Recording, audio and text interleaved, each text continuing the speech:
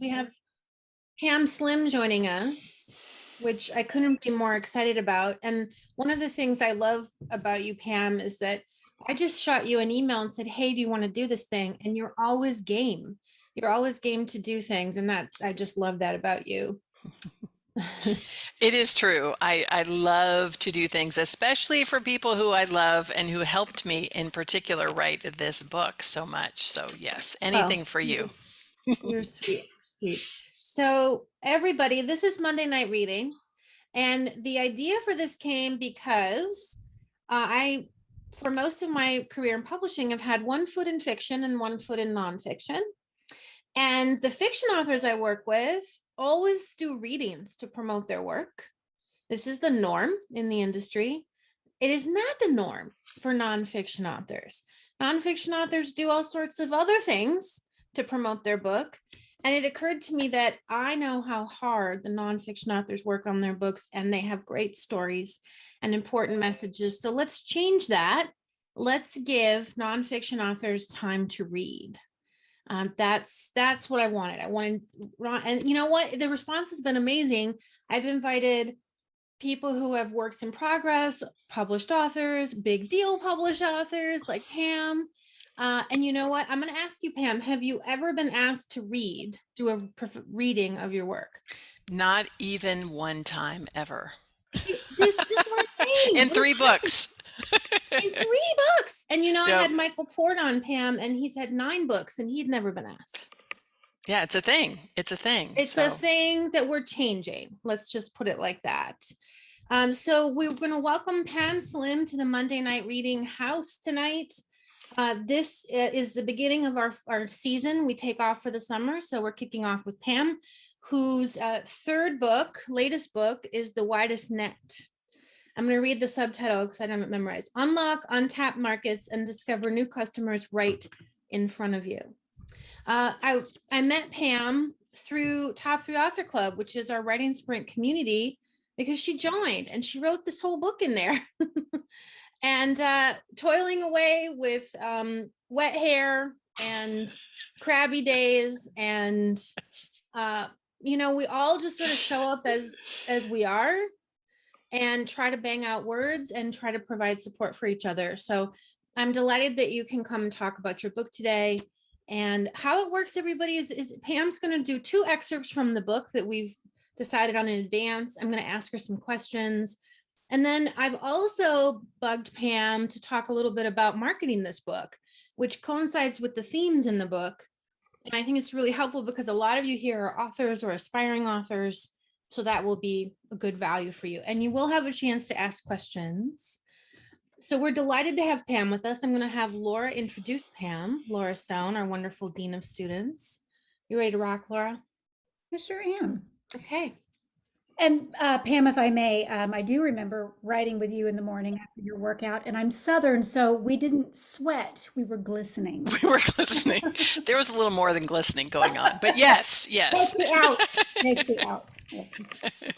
So for those of you who don't know, Pamela Slim is an award-winning author, speaker, and business coach who works with small business owners ready to scale their businesses and IP.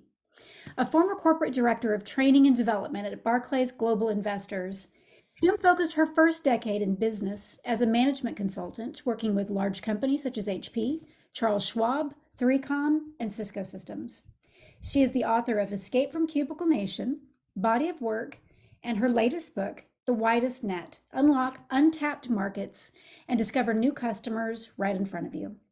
She's also launched a podcast with the same name in which she and an expert of their field will discuss fundamentals of inclusive business building, as well as how to remove the roadblocks that prevent people from building feasible and sustainable marketing practices.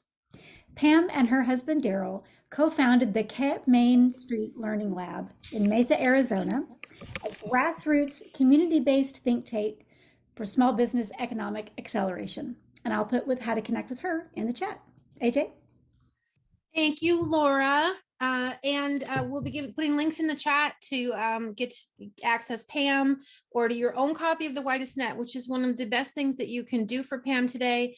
If you've already purchased it, you probably know someone who needs it. And if you don't, by the end of this reading, you will. So you can maybe gift that to someone. And also if you haven't left a review for the Widest Net, that's a really excellent thing that you can do.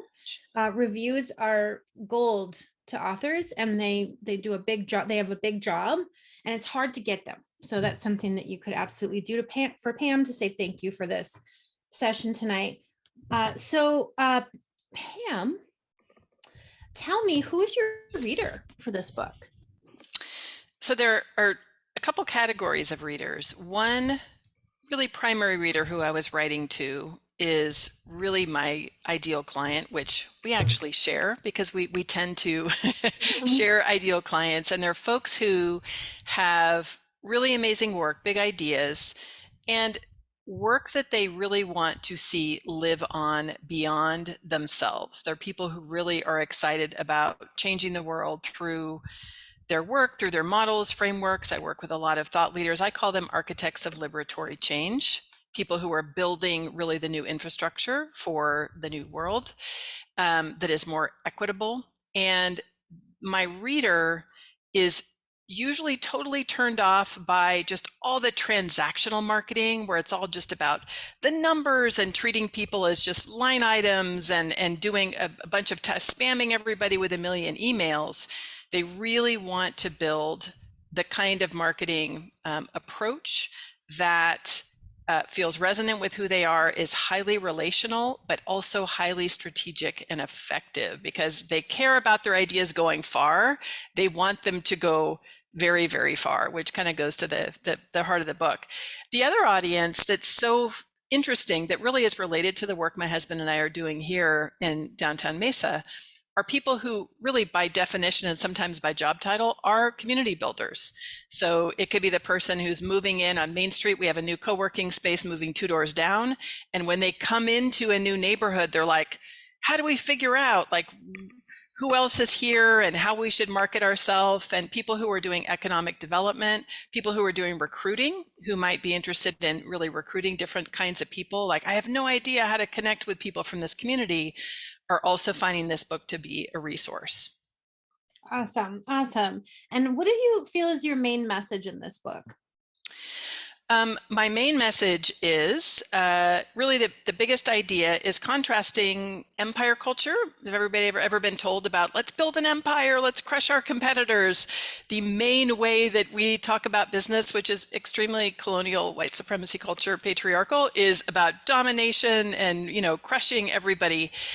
I really look at the world through an ecosystem, centering our ideal clients or readers. So as we think about, for you as writers, who's your beloved reader, as my friend Betsy Rappaport says, and they already are looking places in person and online for support and help for what they're trying to do. And so my book is really about discovering the ecosystem that already surrounds your ideal clients. What podcasts do they listen to? What events? An event like this tonight, meeting new people.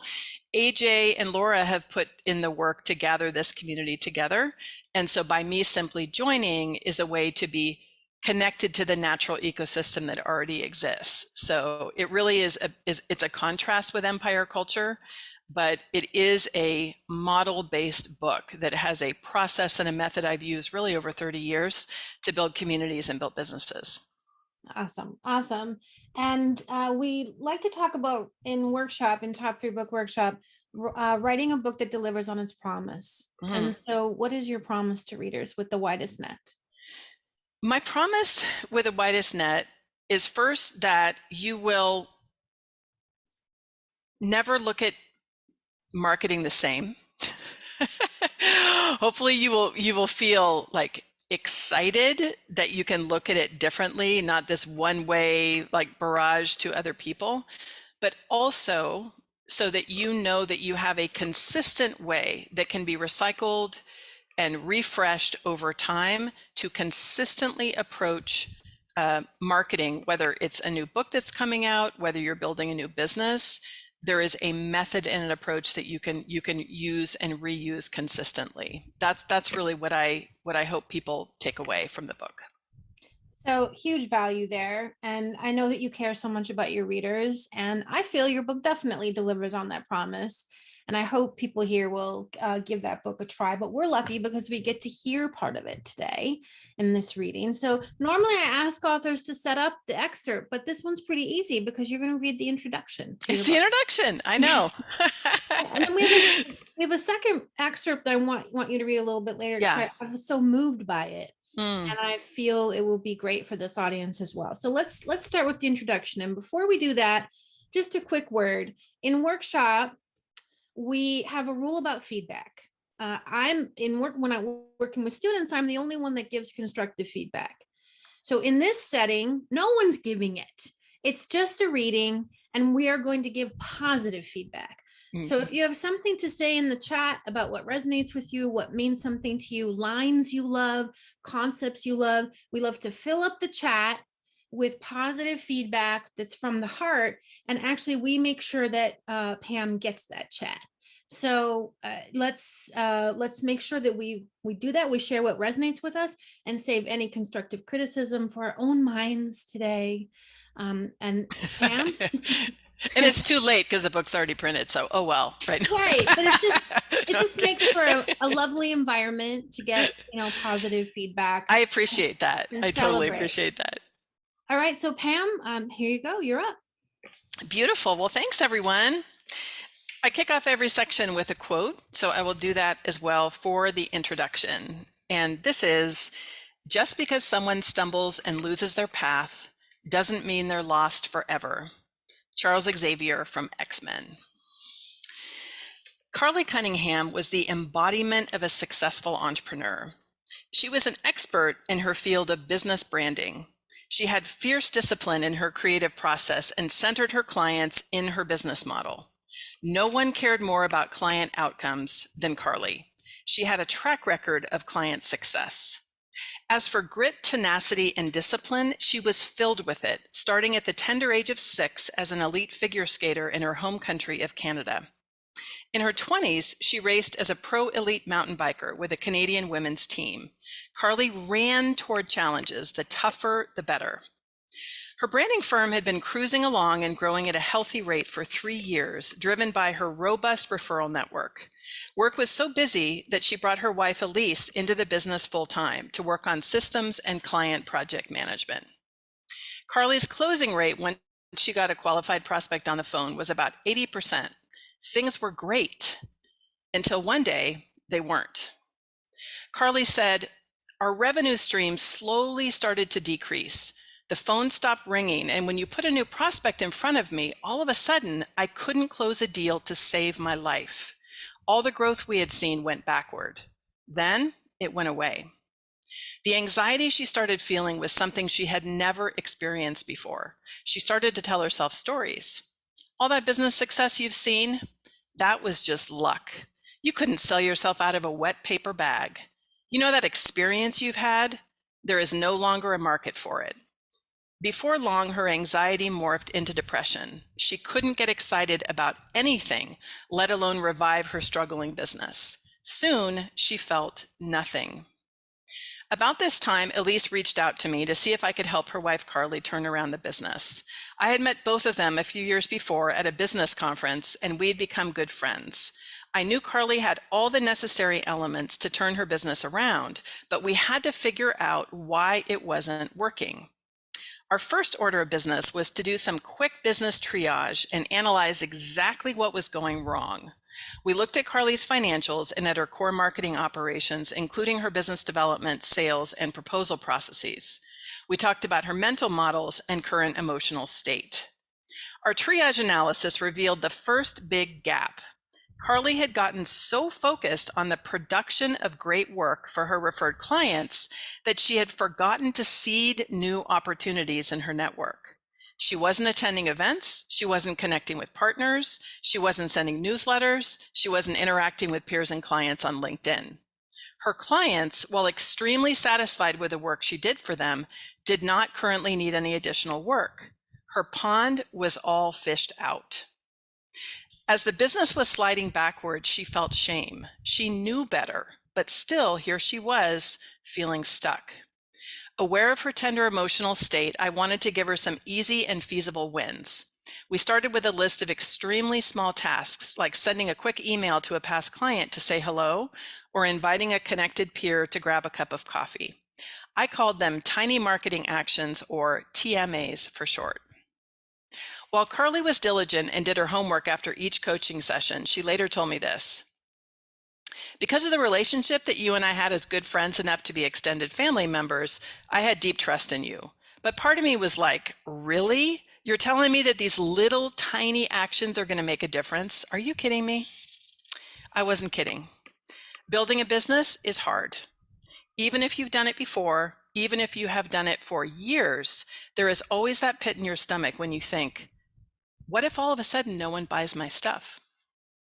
So many business owners are paralyzed by the process of finding customers because there are so many different ways we can reach them. Do you call up old clients? Start a Facebook page? Write blog posts? Send messages to people on LinkedIn? Speak for free? Put up a billboard? Pass out flyers? Cozy up to influencers? Start dancing to 90s oldies on TikTok? Which is what I really want to do, but my daughter won't let me. Tough love business influencers will tell you to hustle your way to building your own personal empire.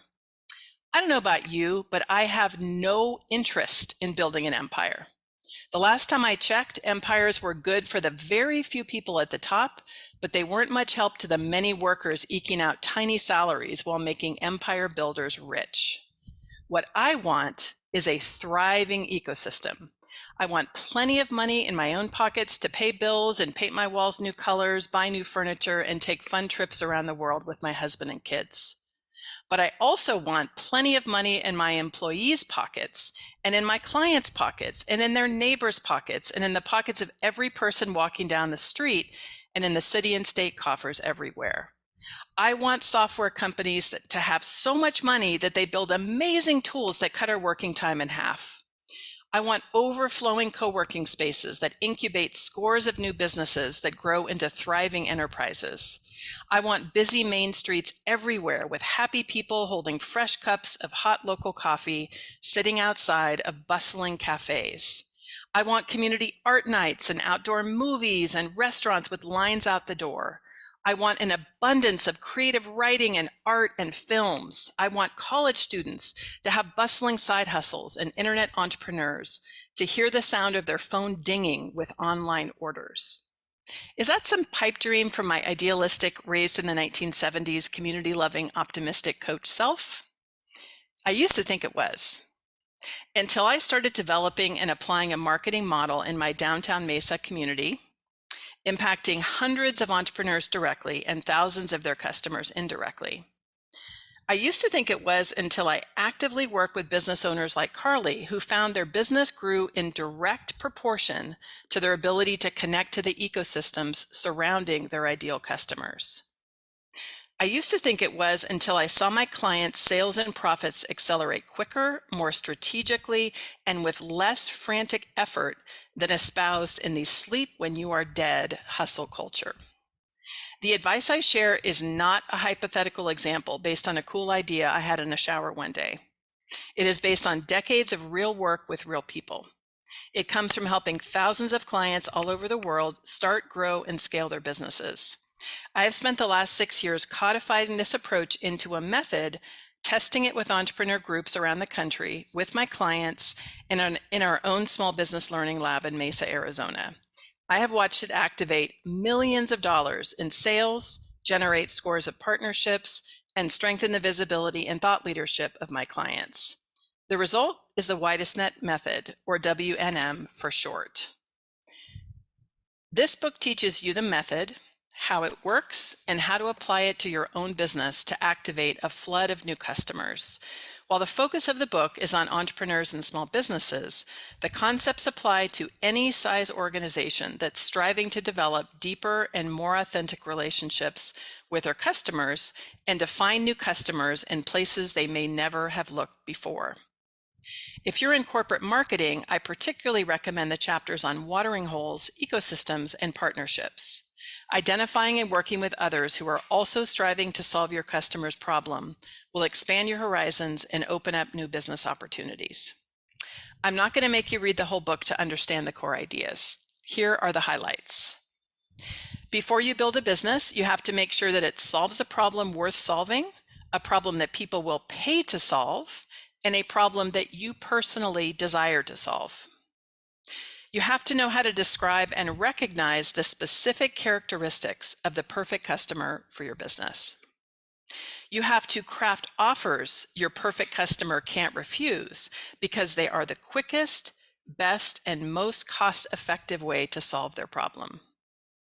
You need to connect to the right watering holes, places, in person and online, where thousands of these ideal customers hang out.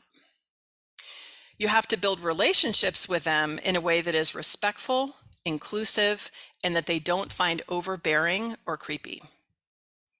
Important. As you build relationships, you need to demonstrate to customers that you are a smart, trustworthy person who has a unique approach to doing this work. You have to be really consistent with TMAs, small activities done consistently over a long period of time that generate leads and momentum. You have to know how to sell to these customers in a way that feels easy and aligned and valuable to you and to them. Over time, as you scale, you need to build partnerships with trustworthy allies that allow you to grow without exhausting yourself in the process. And once you are in the admirable state of a well-oiled business with consistent leads of great prospects, you need to operationalize this marketing work, hire folks to work with you, and consistently plan ways to connect with new and interesting markets. It sounds pretty straightforward, doesn't it? The process itself is not that hard to understand. What you'll find in each chapter is a specific way to craft your answers in a manner that is completely aligned with who you are and your own definition of success. If you follow the steps, you can be assured that your work will have deep meaning, create significant impacts, and literally transform the lives and businesses of the customers who work with you. And you can scale according to your own standards. As you take this journey with me, I will tell you this: there are no miracles. No one will do your work for you. But if you use the method, apply the lessons, and do the work, you will find yourself surrounded by cool partners, overflowing with opportunity, with a full client roster, taxes paid on time and in full, and bulging bank accounts. As for our friend Carly, within a year, she not only gained back her business to what it was pre-slump, she grew an additional 30%. And you will learn in the upcoming chapters, her rebound did not stop there. Woohoo! Yes. That was a great intro. Intros are always right. That's so good. How did it feel to read it out loud, but not for an audiobook? It's fun. It's so much funner than an audiobook. Yeah, audiobooks. Did my best to be enjoying it, but it's really fun. So thank you for holding space as an audience. It's really fun to read. I love to ask this one question, but you already answered in the intro, I think. Yeah. And that's when everybody was just like, yes, keep going. I like to ask, what is the change you want to see in the world because this book exists? Because I believe that that's why we write these nonfiction books. Yeah. What is the change we want to see? But you have this great long run of the world you envision. Is that the change you want to see, or is there more that you have in mind for readers? That really is it. When I think about my own mission, and we're going to read a little bit from the chapter around the mission, but really thinking about like the deepest root of really what drives me in the work that I've done for 26 years as a business coach is I cannot stand that feeling of economic insecurity, the kind of feeling you have where you're like, how am I going to pay my bills, right? That just everything that we saw with what was happening with COVID, we're in the middle, right, of another example of a slowdown, recession, whatever it's going to be. That feeling is one that in general, just as a foundation, I want every person to have that kind of solid financial foundation. And with that, there's so many other things that can come, like, yes, clients making tons of money. I have a strange obsession with my clients, like financials, not in splashing it everywhere, but like I get as excited, I think more excited than as if it were my own. You know, somebody might do a launch or they sign a big contract, and I just live for that. I love that feeling of abundance and growth. But for us here, and I say us, my husband and I think because of the work we do here at the Community Learning Lab, we literally see it when we walk out the street on Main Street, and we see what happens. What's been so fun in the development of the book is I really use the entire method in starting this space from scratch. And where you see now the kind of community that we have, the connections that are happening, like literally we have outdoor movies, we have overflowing cafes, we have restaurants. Like this was really things that have come to life because of implementing the method. So in my heart of hearts, I know there's lots of specific ways that it can help grow things, but this is really what it comes down to. I love this so much. And this is why you have to sell more copies of the book. I know, right? Exactly. Yes. Yeah, because you're seeing tangible results in front of your very own eyes. Yeah. And you're giving us a methodology to do that for not just ourselves and our own business, but our communities. And I think that's super powerful. And one of the things that I believe in is we should never write a book just to write it for our heart mission or a legacy book, or the thing I don't like to talk about, which is better business card, which should not be a thing. But it's more about, are you trying to do something amazing with this? And how can you get as many books sold as possible so that message spreads and spreads and spreads and spreads and spreads? So, I'm glad to do my part tonight in making more people aware. I think we have to remember that we're not just writing this book for that reason of, let's get the mission out there, but part of that is selling it. And what I love is your book is very meta, because it actually is also how you were selling the book. Yeah. So, and when we get to that part, Yeah. there's some just interesting developments in that will very much play to ways that you can look at a book. To me, as a business coach, if I know not everybody writes a book as part of their business in order to get more business. For some folks, it really is about writing the concept of the book and just being a full-time writer. But for me, it's always what is the role that the book is playing in your business? And in the context, as you said, of this book, really, what are places in the ecosystem where it could be useful one to many? And we're starting to see that play out right this very moment, which is very exciting. So I'll give you all some concrete examples once we get to that book launch. Gosh, I can't Yeah, wait. Knowing area. what I know about what you've been working on, I'm really psyched about that. Yeah. I do want to come back to the mission though, because I read this section in your book. That's on page 10, if any of y'all have a copy next to you. And it's titled Mission Possible. And I know I often don't ask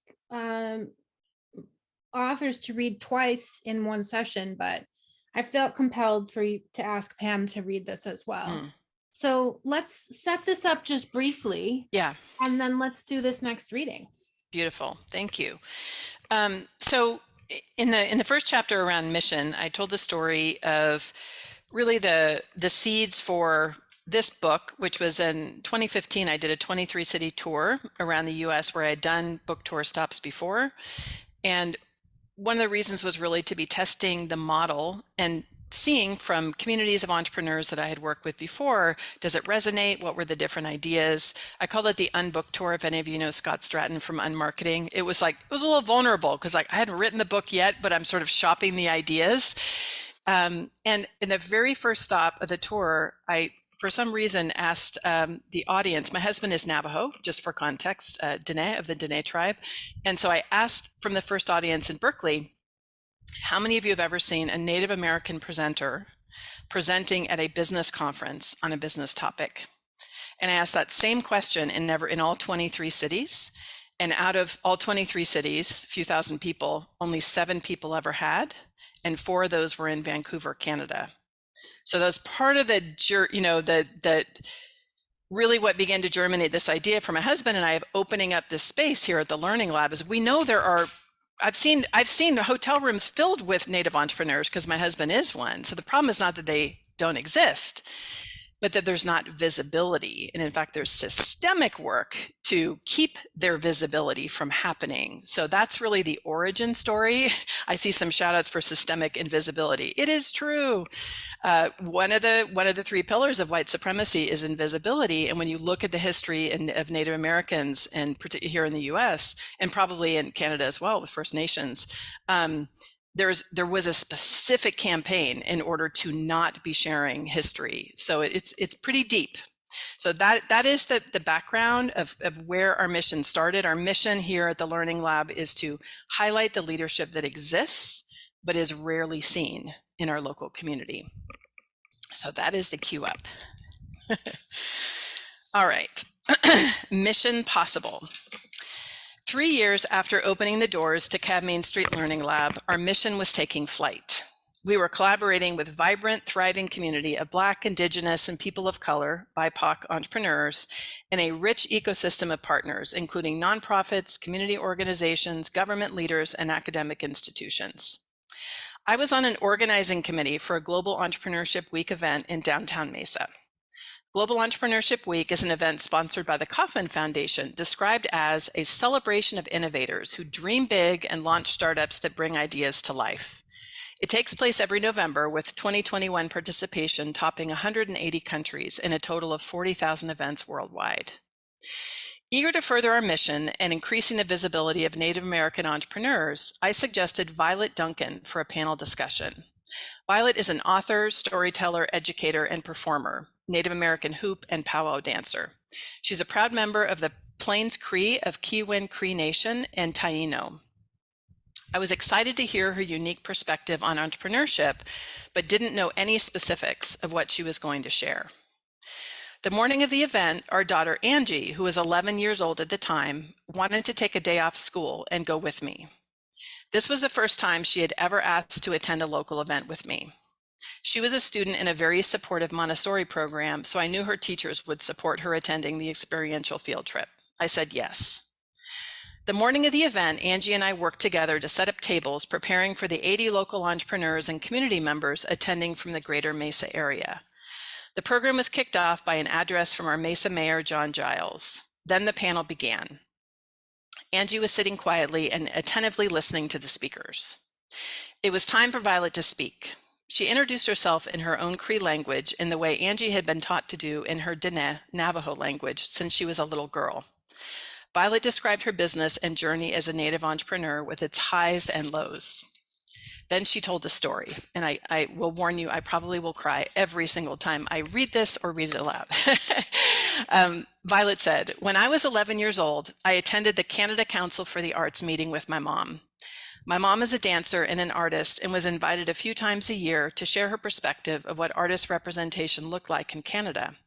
While this is so important to her, the week-long trips from her home in Alberta to Ottawa for meetings made her terribly lonely. So this trip, I agreed to go with her to keep her company. At the time, I was not really interested in the arts, holding a long burning passion for medicine. My dream was to go to medical school so I could find resources to support the health of the youth and elders in my community.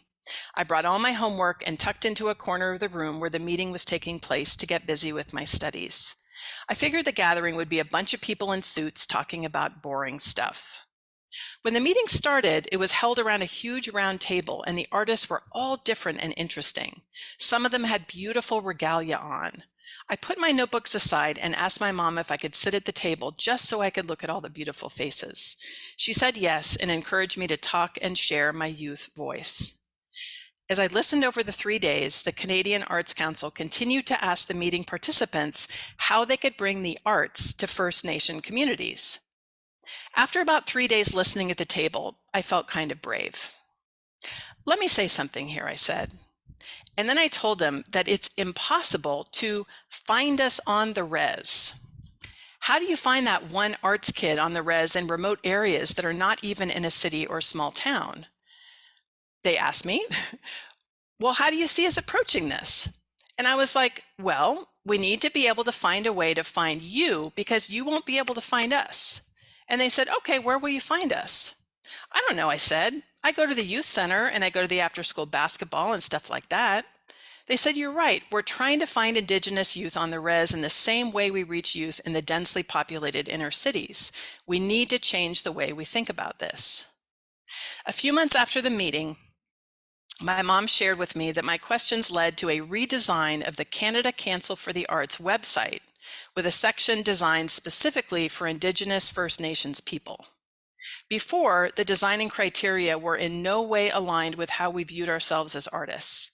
They finally understood that learning from elders is a form of education.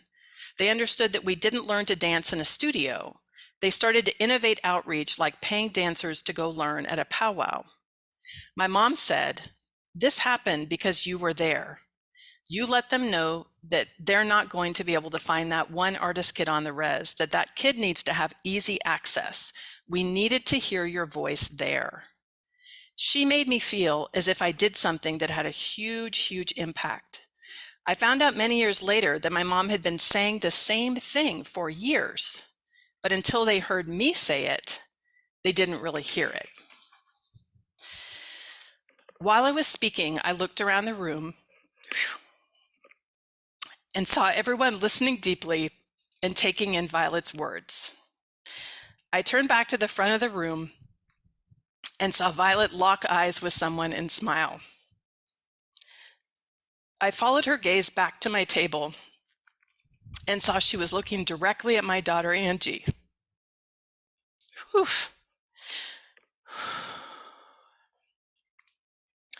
Who was sitting proudly in her chair with a smile on her face, looking back at Violet. My daughter, Angie, also 11 years old, who had skipped school to attend an event with her mom, was hearing a powerful Indigenous woman entrepreneur tell her that her community had unique and valuable contributions and that young Native American voices mattered. The hair stood up on my arms and tears pooled in my eyes. Our mission was alive in this room. Yes. It's okay. It's hard to sometimes. I have a story in my own book I can never get through without crying. Oh my God. Yes. And it's about my son, so that's not surprising. That last line, everybody, right? That last line. You see what I wanted the second reading. That's so beautiful, Pam. And I think it speaks to your soul, really, to understand who you are. So I wanted everybody to hear that. And in case anybody's wondering, my wife is listening in my office and she's crying over in the corner. Oh, oh my gosh. Well, I appreciate that. At this very moment, Angie is at her first night on her first job. She just turned 15. So, yep. Okay. So Pam, I thank you so much for sharing that story with everybody. What have you heard from readers, if anything? What kind of stuff are you getting back? Yeah. So one thing, which is because I've done a million podcasts, as one does, which I love. Podcasts are some of my very favorite ways to get the word out. And one of my favorite reactions is like, oh yeah, well, like that just totally makes sense. And almost in a way of like, well, yeah, duh, like in thinking about the ecosystem model when I start to describe it. And to me, that's a really great response because all of you, especially if you write nonfiction, know that to be able to present an idea that actually is quite complex. And for me, it's like 7 years worth of like research and tours and so many things. When somebody can just get it and just be like, oh, I totally get that and it makes sense. That's one piece I think that's been really relevant. The other piece of feedback that's been really helpful is where people realize it's not, there is a method and there is a process for doing things where you don't just have to be this like flailing, sending out a million social media posts, just feeling like you're just in the middle of this like circus with flaming, things that you're throwing around, which I think for some people is what marketing can feel like. And that's the part of it that I appreciate as a Virgo, liking structure, and also just knowing that marketing while there is lots and lots of art in it, there actually is more of a science and a method that if you really work on each piece, which for me in the structure of the book is each step in the process is one chapter, that if you really work on it sequentially, it does create something that makes sense, that is naturally aligned. And the part that's also been part of this feedback is that people feel like now they don't have to twist themselves into being somebody that they're not in order to have a really effective business. Because you always put a bit of hyperbole in titles, right? Escape from Cubicle Nation. Like some people are like, she hates corporate. It's not true. I actually love my time in corporate. I know a lot of people who are super happy there. Part of it is an exciting promise. And so when you have something like the widest net, that people just think, I'm all about scale, scale, scale, grow, grow, grow. And in fact, some of my clients are really specific about having a deliberate, strategic kind of business model. Some just work with 4 clients and are making multi-million dollars a year with a very sustainable life. And I think that's another unique piece of feedback that I've gotten. It's not just like scale at all costs or just stay really small. Because remember, from my ideal reader, these are people that have really big ideas that want to see the ideas travel in the world and make change in the world. So, but not just through having a million different customers or doing too many activities. Yeah. So that segues beautifully into talking about book launches because, there's the book launch, but then there's the marketing after the book launch. And I think people get most of their energy caught up in the book launch. Yeah. And you said something interesting. You said twisting yourself into someone you're not. I see this all the time with authors because they aren't sure what to do for a launch. It's not like it's something we do all the time, right? So it's this probably a one-time or just a few time event in our lives. And they end up, this person did it this way, or everyone's doing this, so I should do it also. And it doesn't feel good and it's stressful. And then they end up not doing that other part, which is the most important, which is post-launch. So I feel your approach is so gentle and allows a person to be exactly themselves without the pressure of everything piled onto this 1 week of book launch. And I was hoping you'd share just a little bit about how you use some of your strategies in the widest net for your own book launch.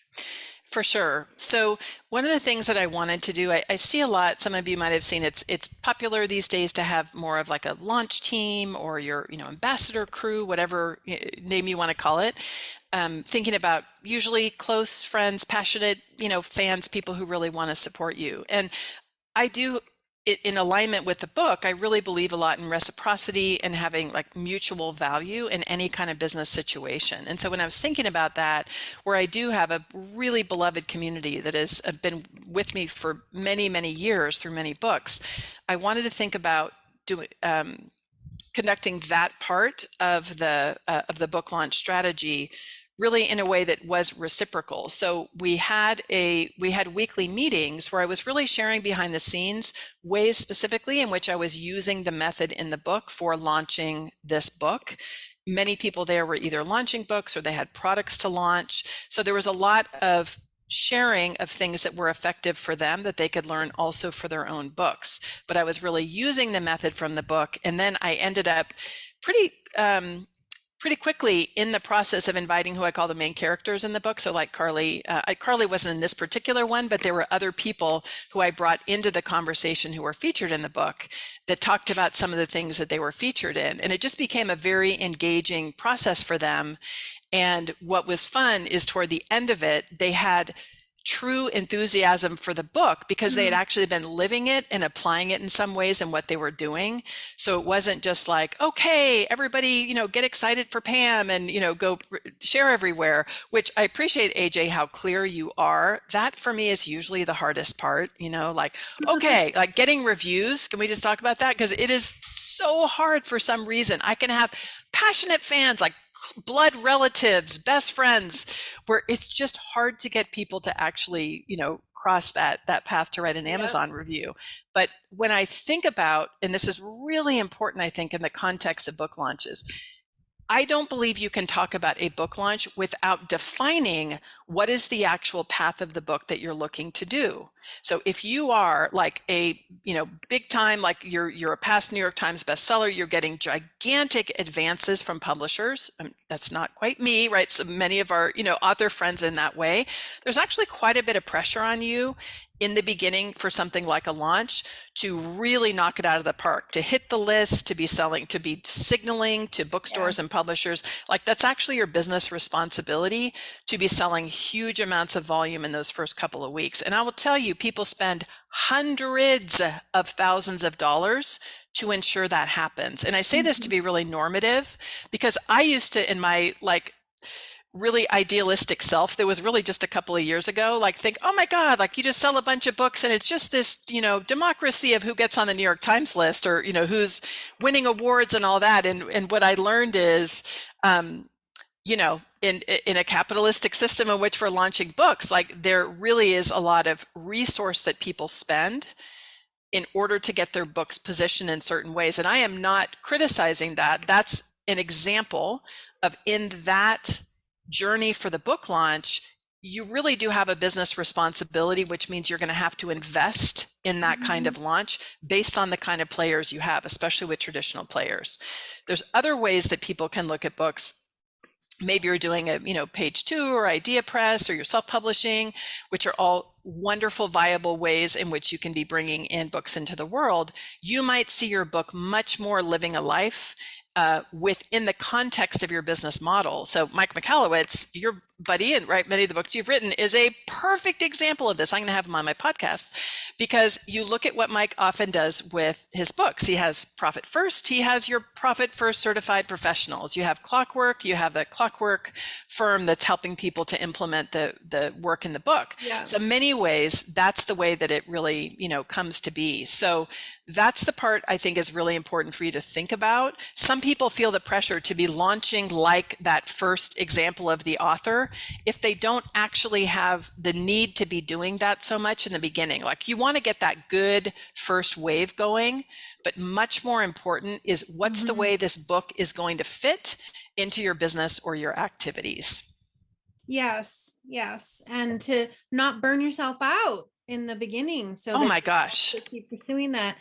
I would love to hear, you have some exciting things you're working on with one-to-many. Yeah. If you want to bring that in and talk about that. For sure. So here's an example, and it's just, again, following the model of the book, because that's just the way I operate in general. As I brought the book out and it's reached different audiences, there's one project we're working on in particular with friends that have a marketing, new friends, I didn't know them before, but they have a marketing agency and their clients are all associations of all kinds of types, right? Everything from emergency room nurses to accountants to you name it. So their clients are associations. And Susan Beyer, who's an audience specialist that I feature in chapter 3 about writing your audience profile, she actually does thought leadership research for that agency. And so in the last 3 years, what they found in that thought leadership research is what individual members of all those associations want more than anything is they want personal and professional support to be growing their brand and growing their network, right? So we were like, ooh, body of work, my last book was really all about how it is that you can create context for how it is that you are building your own career and your own path. And then tools in the widest net are really great for identifying specific things that you can do to build your, build your network and build your audience of connections. So we're going to do a hybrid, a course that partnering with the agency that are selling into all their, right, their clients, associations. You can just start to look at the numbers, right, of people who might be in those programs. I'll probably be doing keynote speeches at the kickoff of some of those association meetings for folks who are doing the program.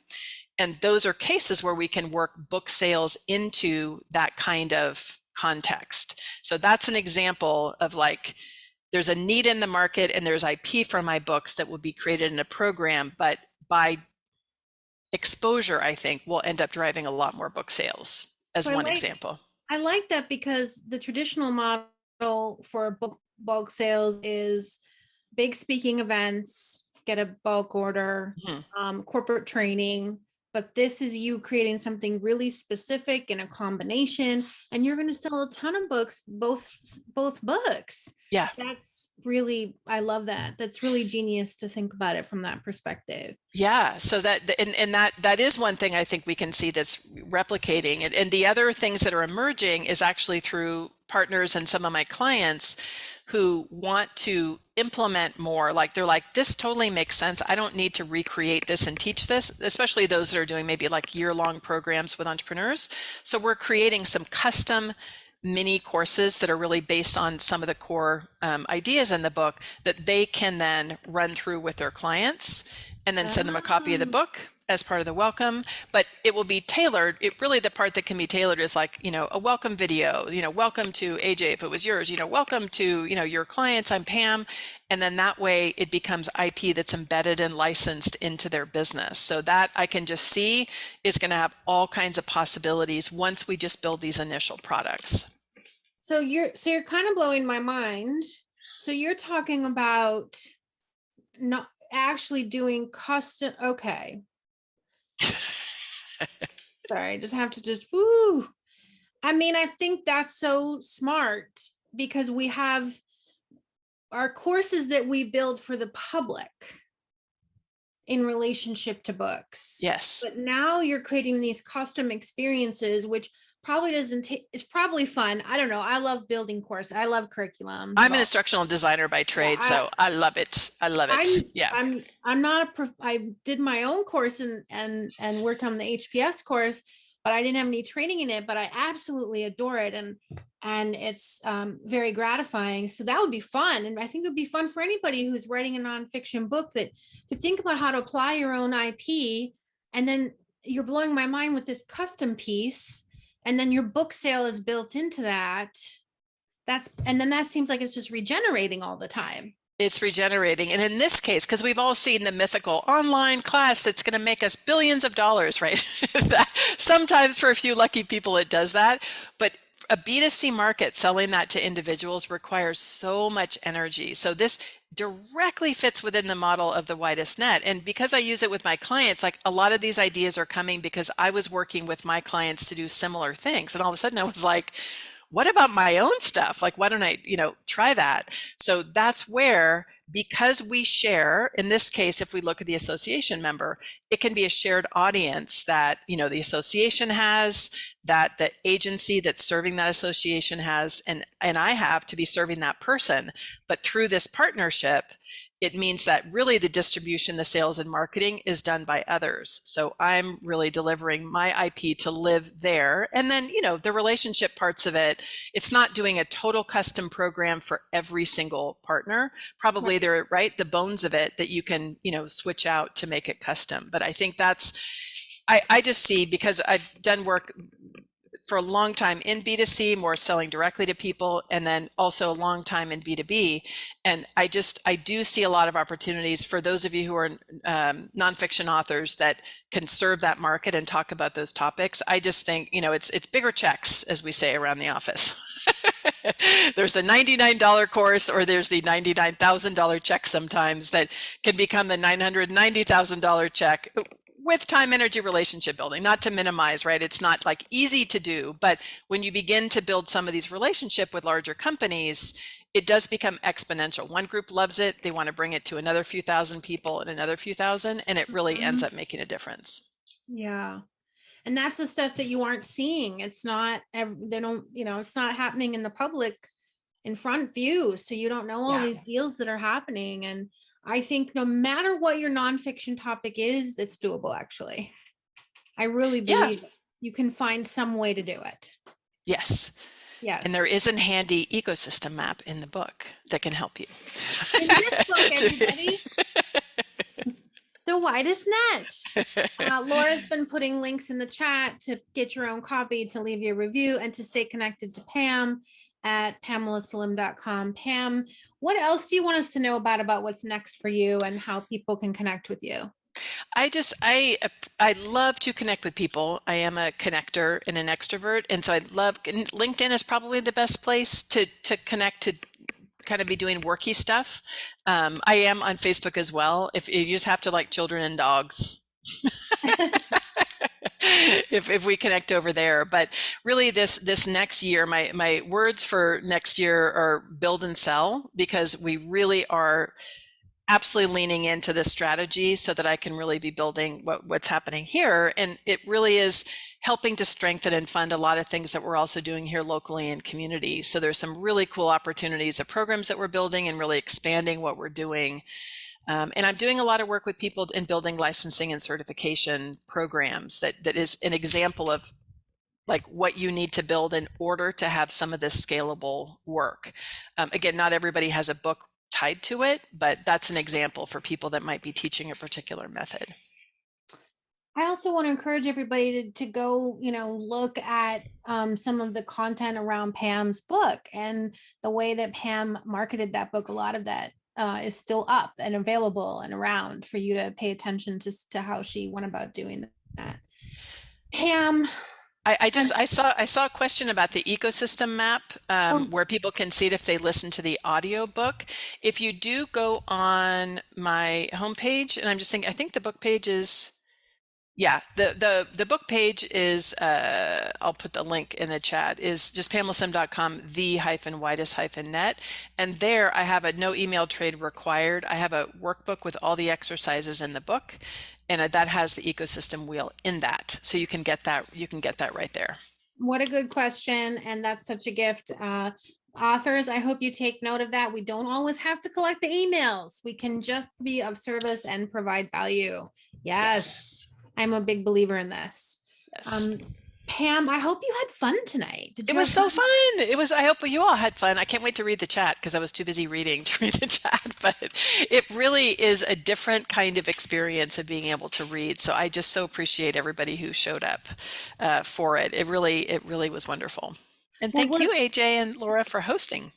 Yes, we're so happy to have you and proud that we played a small part in seeing this book come out into the world. And I hope everybody will support Pam in whatever way fits your budget and your time. So thank you, everybody, for showing up. Can I just give a plug for you for the writing circle here? Sure. Okay, so I don't know how I originally found it. I've followed your work because I've known Mike for a long time. But when I joined the writing circle, it was in the middle of quarantine. I was facing severe writer's block, and I cannot say enough times how valuable it was to have that space held. It was super, super valuable to be doing as a writer. And then here's admission, I forgot to acknowledge them in the acknowledgments. To this day, I can't believe it because it was such a huge part of the success. So I just, not to embarrass you, AJ, for right. but I really, you will do that. My biggest fear was leaving people out of the acknowledgments. But if you're writing a book, it's super, super helpful. And then I've also referred clients into the deeper program who are wanting to write a book. And I just admire your work so much and am very thoughtful about who it is that I partner with. So I trust you and appreciate your writing expertise and the kind of space you hold for us. Oh, Pam, thank you. And ditto and samesies on all of those value systems. Reciprocity. See that in action? Yeah, we have the same value system built around that for sure. It was my honor and privilege to host you tonight. I can't wait for these continued conversations and to see how everything goes. Everybody here who's an author or an aspiring author, I hope you were inspired tonight. I hope you can see what's possible when you write just a few hundred words at a time. We have another Monday night reading coming up with two authors from Top 3 Book Workshop, Susie DeVille and Gina Cox. And we hope that you will join us for that event as well. Everyone have a great night. Thanks, Pam. Thank you. Bye, everyone.